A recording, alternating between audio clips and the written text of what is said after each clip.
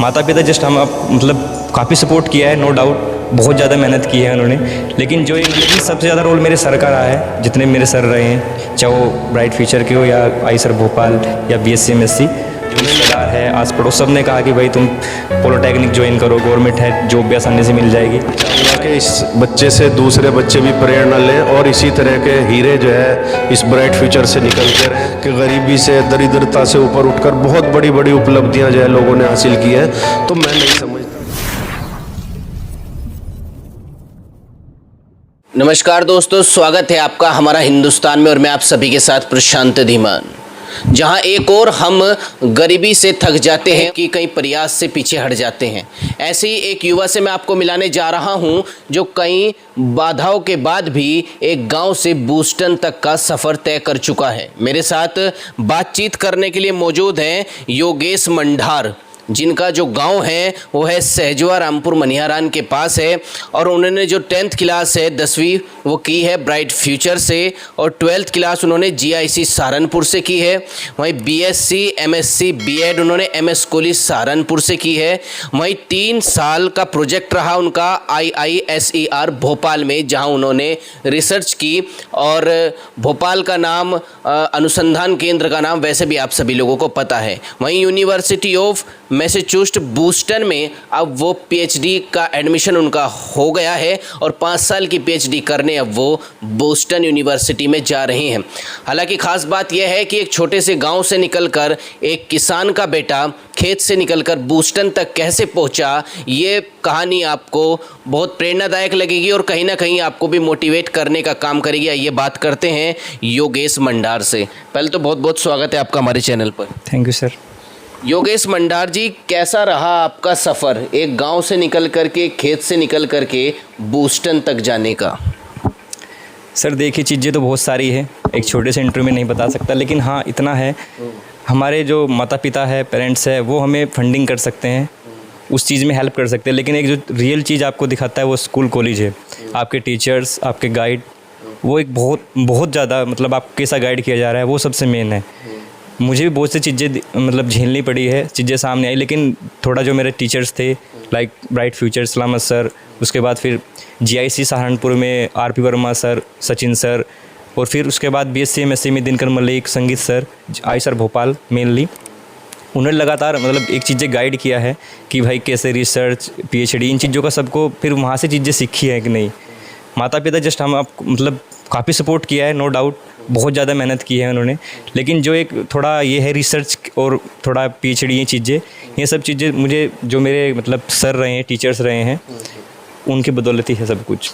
इनकी बदौलत तो है, लेकिन एक गांव से निकल करके वहां तक का जो जाने का सफ़र रहा उसमें कई कठिनाइयों का सामना भी आपको करना पड़ा होगा, उसके बारे में बताएंगे? जी सर हाँ, जैसे मतलब शुरू में गांव छोड़कर बाहर डिस्ट्रिक्ट में रहा हूँ तो थोड़ा चीज़ें बहुत फेस करनी पड़ी है। उसके बाद फिर जैसे भोपाल, तो ये चीज़ें बहुत फेस होती है सामने, परिवार में बैकग्राउंड में बहुत चीज़ें चलती रही जो चीज़ें डिस्टर्ब करती हैं और की भी है, और भी चीज़ें होती है पर्सनली जिससे हम बहुत ज़्यादा डिस्टर्ब होते हैं वो चीज़ें। लेकिन वो साइड में रख के थोड़ा एक मेन फोकस रहा है एजुकेशन का, इतना नहीं जितना, लेकिन सबसे ज़्यादा रोल मेरे सर का रहा है, जितने मेरे सर रहे हैं, चाहे वो ब्राइट फ्यूचर के हो या आई सर भोपाल या BSc MSc, उन्होंने लगातार बार बार गाइड किया है। कई बार चीज़ें आई है, मतलब पर्सनली चीज़ें होती है घर में, लेकिन उन मेन फोकस उन्होंने हमेशा मतलब एक एजुकेशन की तरफ ही रखा है।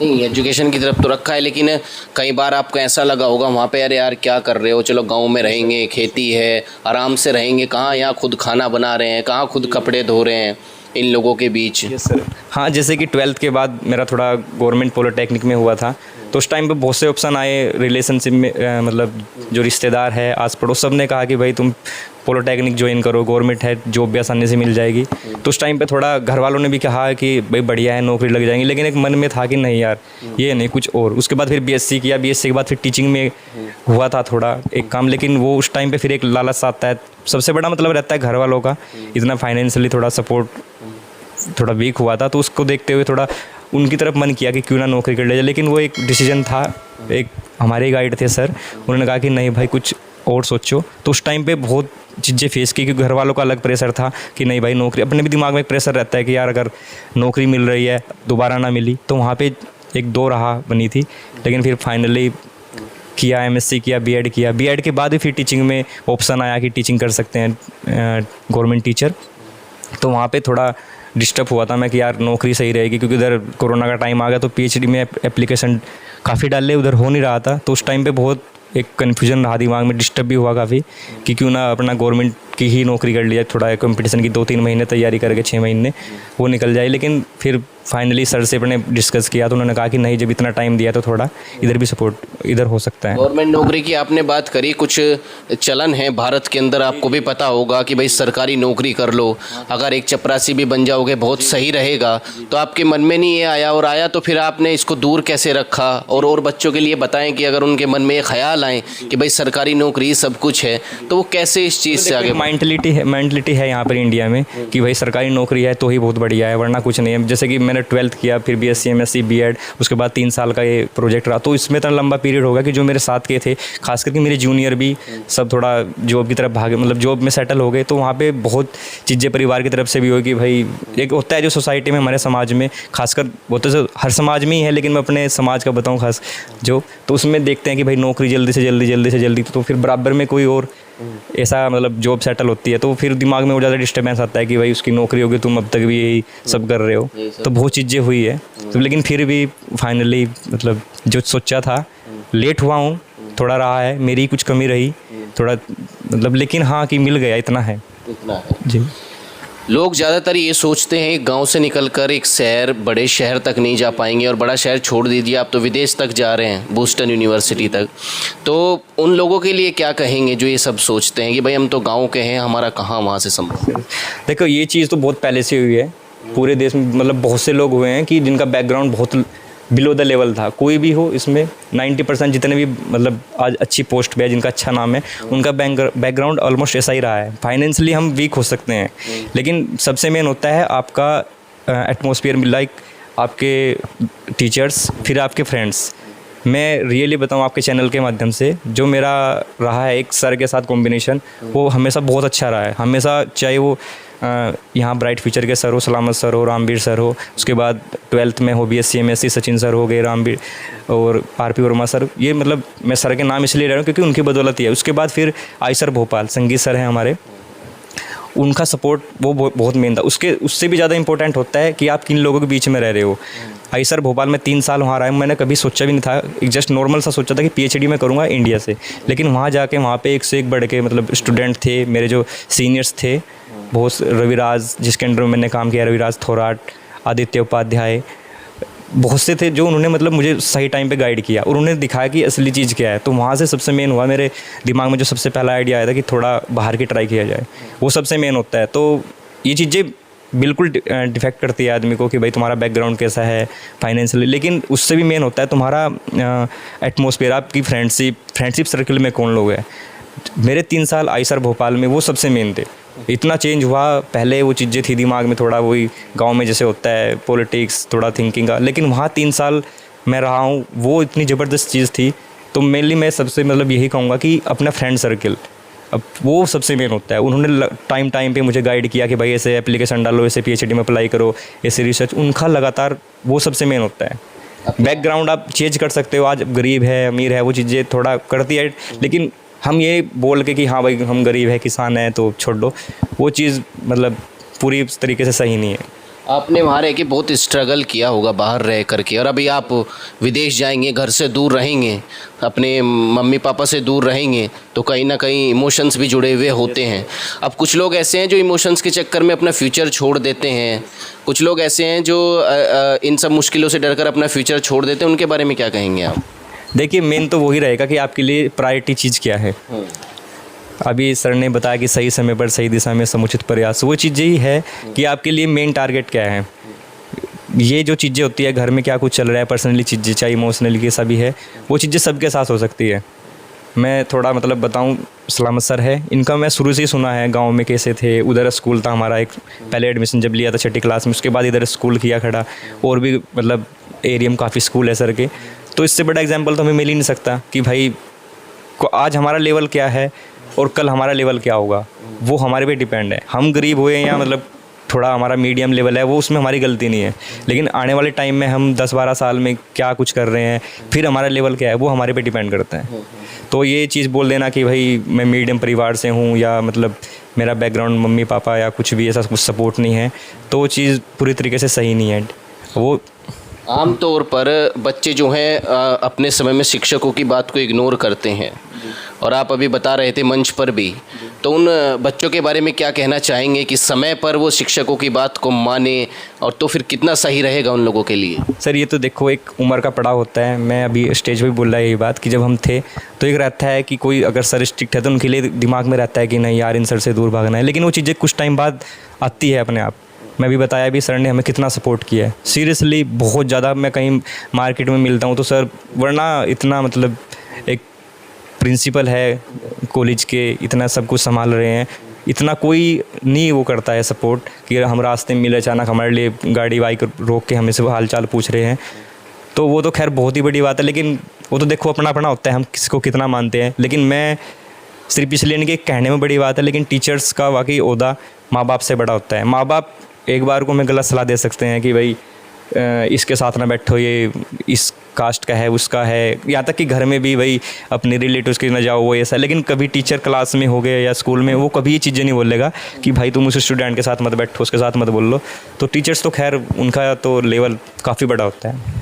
आपके बचपन के स्कूल में आज सम्मानित किया गया आपको ब्राइट फ्यूचर स्कूल में, क्या कहेंगे उसके बारे में? मतलब जिस स्कूल में कभी आप पढ़ते थे उस स्कूल में आप एक मुख्य अतिथि बनकर आ जाते हैं और बच्चों को मोटिवेट करते हैं, तो बहुत ही खूबसूरत पल रहा आपके लिए, क्या कहेंगे उसको? सर वो तो खैर मतलब वो फीलिंग है जो मैं शेयर नहीं कर सकता, वो तो एक्सट्रीम है। जब मैं रात सर के यहाँ गया, सर थोड़ा बिजी थे तो मैं फिर भी सर का वेट करता रहा, रुक के मैं सर से मिल के जाऊँगा।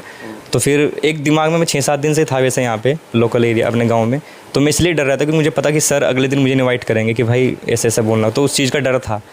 तो कल फिर किया सर ने इनवाइट, तो खुशी तो खैर वो तो एक नेचुरल सा है, अलग ही होता है। लेकिन एक डर था पूरा भाई कैसे वहाँ स्टेज पे कैसे बोलना होगा, कैसे क्या, तो वो चीज़ें। लेकिन आके मतलब वो चीज़ें एक्सप्लेन नहीं हम कर सकते, लेकिन अंदर ही अंदर वो चीज़ें होती है कि हाँ भाई बहुत बड़ी बात है, हम सर के साथ खड़े हैं, हम जिस स्कूल में हम रहे वापस हम 10-12 साल बाद उस स्कूल में, मतलब अलग ही है वो।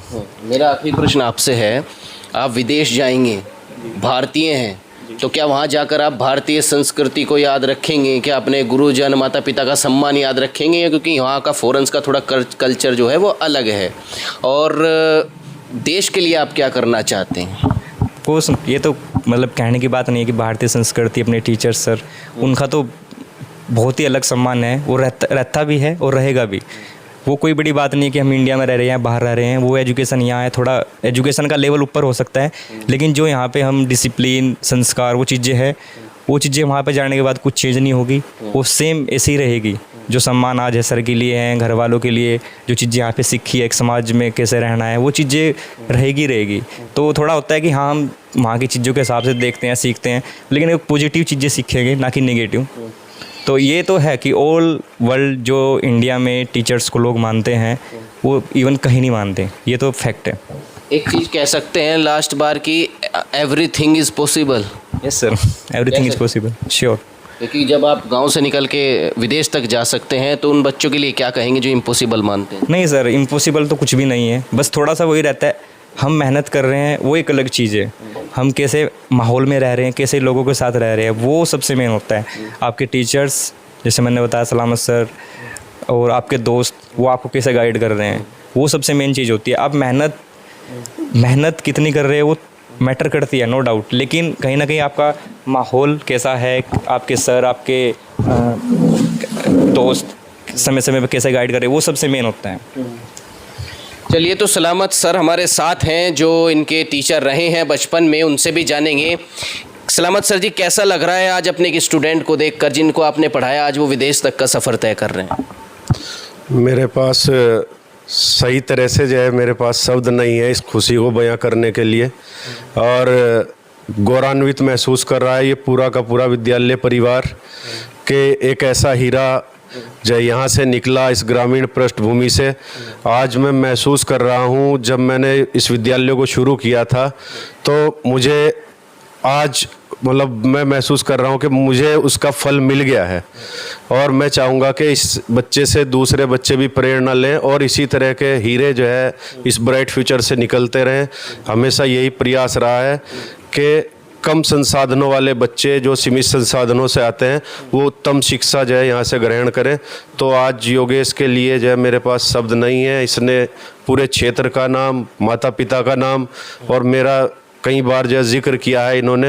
हालांकि उतना मेरा योगदान नहीं है, लेकिन फिर भी इस बच्चे का ये बड़प्पन है कि जो क्रेडिट मुझे दिया है तो उससे मुझे और ज़्यादा इंस्पायरेशन और ज़्यादा हौसला मिलेगा कि इसके जैसे बच्चे और इस विद्यालय से निकलें। क्या कहना चाहेंगे? आप शिक्षक रहे हैं, इतने साल हो गए आपको शिक्षा क्षेत्र में। क्या शिक्षा में रईस, गरीब, दुख, ये सब मुश्किलें, ये सब मैटर करती हैं या शिक्षा ये सब नहीं देखती? मेरे ख्याल से तो ये चीज़ें बहुत ज़्यादा मैटर नहीं करती हैं कि बच्चे के अपने जो एफ़र्ट्स हैं, बच्चे के अंदर जो जिज्ञासा है और उसकी इच्छा शक्ति बहुत बड़ी चीज़ होती है। आयरन डिटरमिन्ड अगर कोई भी है तो सीमित संसाधनों में जो है बहुत आगे जा सकता है। इसके बहुत सारे एग्जाम्पल जो है हमारे देश में भरे पड़े हैं कि गरीबी से, दरिद्रता से ऊपर उठकर बहुत बड़ी बड़ी उपलब्धियां जो है लोगों ने हासिल की हैं। तो मैं नहीं समझता, अगर वो व्यक्तिगत जो है मेहनत करे बच्चा, वो कहीं से भी किसी भी लेवल से जो है ऊपर जा सकता है। तो मेहनत बहुत बड़ी चीज़ है।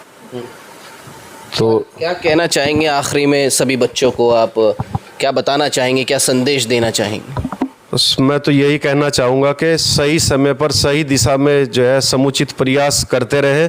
ये सफलता की कुंजी है। अपने जीवन को अनुशासित रखें, बड़ों का सम्मान करें।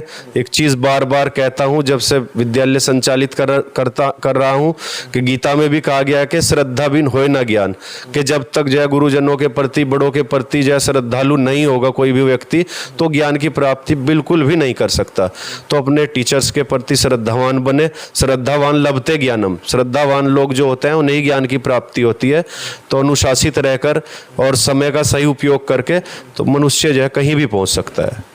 तो देखिए, अनुशासित रहकर और समय का सही उपयोग करके मनुष्य कहीं भी पहुंच सकता है। ये थे हमारे साथ योगेश मंडार और इनके शिक्षक सलामत अली जी, जिन्होंने अपना अपना अनुभव बताया और आप सबको भी बताया कि शिक्षा के क्षेत्र में अगर आगे बढ़ना है तो दुख, दर्द, रईसी और गरीबी कहीं मैटर नहीं करती, क्योंकि शिक्षा सबके लिए समान रूप से बह रही है। बस आपको केवल और केवल प्रयास लगातार करना है। फिलहाल इस वीडियो में बस इतना ही। बने रहिएगा हमारे साथ। नमस्कार।